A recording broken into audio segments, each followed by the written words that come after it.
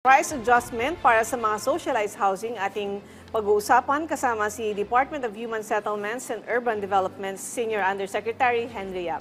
Susek, magandang tanghali at welcome po ulit dito sa Bagong Pilipinas. Magandang hapon po. Magandang hapon. Sir, meron na po tayong price adjustment para sa mga socialized housing at ano po yung mga detalye nito? Yes. Gusto namin ibalita na nung December 1, nag-issue po tayo ng Joint Memo Circular ng Department of Human Settlements and Urban Development at ang Department of Economy, Planning and Development or DepDev, yung dating NEDA, ng isang joint memo circular kung saan ina-adjust po natin yung price ceiling ng mga socialized housing.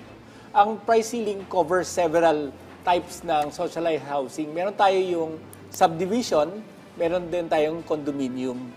Ayon dun sa bagong nilabas na JMC, itataas po natin yung price, maximum selling price ng mga horizontal or house and lot packages to 950,000.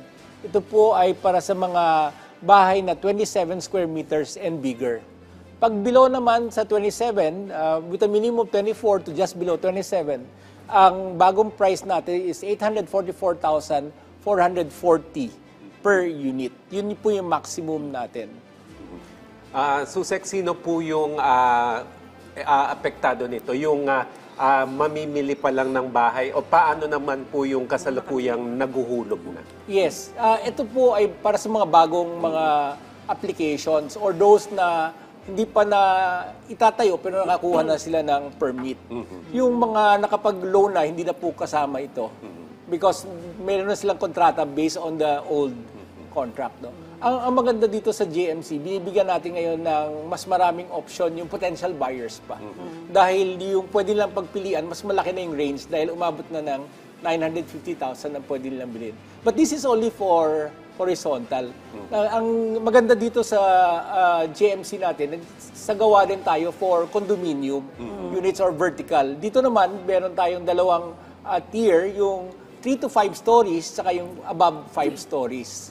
Yung for hanggang 3 to 5 stories, ang price po natin is between 1.28 million and 1.5 million. And dito naman sa above 5 stories, 1.6 million to 1.8 million per unit. Okay. So sir, paano po yung naging proseso ng price ceiling adjustments na ito? Nagkaroon po ba ng consultation mula sa mga stakeholders, saka hindi na po ba magkakaroon ng consideration para dun sa mga nauna nang nakabili? Kung sinasabi niyo po kanina, nagkaroon na ng kontrata kasi. Yes. Nung itinalaga po si Secretary Illing in May, immediately by June, nag-create po siya ng task force. At isa doon sa mga task forces na ginawa niya, ito pag-review ng price ceiling. Meron kasing lumang price ceiling, yung JMC noong 2023. So, nagkaroon kami ng maraming konsultasyon, iba-ibang mga miyembro ng sektor, housing sector, pati na rin yung mga potential beneficiaries na yon. And after a series of multi-sectoral consultations, nag-prepare kami ng draft recommendation at yun naman po ang binigay namin sa DepDev.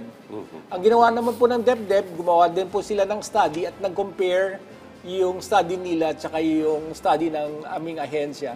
At nagkaroon naman kami ng another series of meetings naman so that both parties can agree on a common number.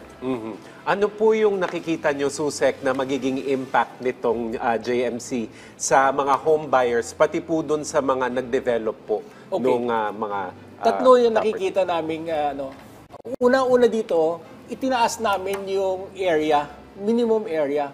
Yung dating JMC, ang minimum area po natin is 22 square meters. Ngayon, naging 24 square meters. So, mas malaki na po ang pwedeng bilhin at mas maluwang yung work area. Now, number 2, yung pag-adjust natin, binibigyan natin mas maraming option na ngayon yung mga potential buyers natin. Dahil may marami silang mga units na pwedeng pagpilian base na ngayon sa mas mataas na price. No? At pangatlo naman, at mapapabilis, sa palagay namin, mapapabilis na ngayon yung delivery ng ating housing targets na mga production. Dahil mas maraming sasali ng mga developers na magtatayo ngayon ng mga pabahay based on these new prices. So sir, paano naman po makakatulong sa implementasyon ng expanded 4PH program ito? Kasi alam naman natin na nabanggit ninyo, nasa 1.2, 1.4, Yes. 1.6 yung presyo. Paano po sa tingin ninyo masasagot ito ng ating mga kababayan? Isa sa naging problema namin nung lumang JMC, medyo mababa yung price na na-approve natin.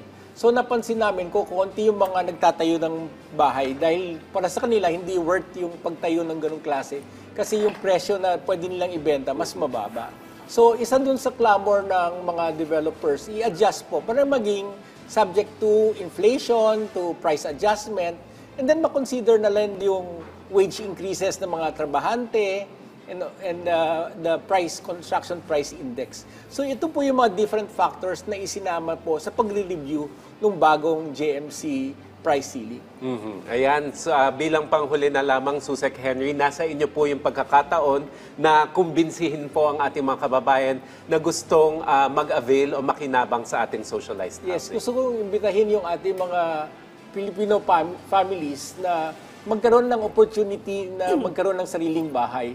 Ayon dito sa ating JMC, mas mataas na po yung ating loanable amount. So, binibigyan po ng opportunity ang mga potential buyers na pumili na mas maraming options. At ito po makakatulong din sa pag-develop ng ating pambansang pabahay para sa Filipino program because mas marami na tayong maitatayong bahay. Okay, maraming salamat po sa inyong oras. DSUD Senior Undersecretary Henry Yap. Thank you, Thank you, sir. sir.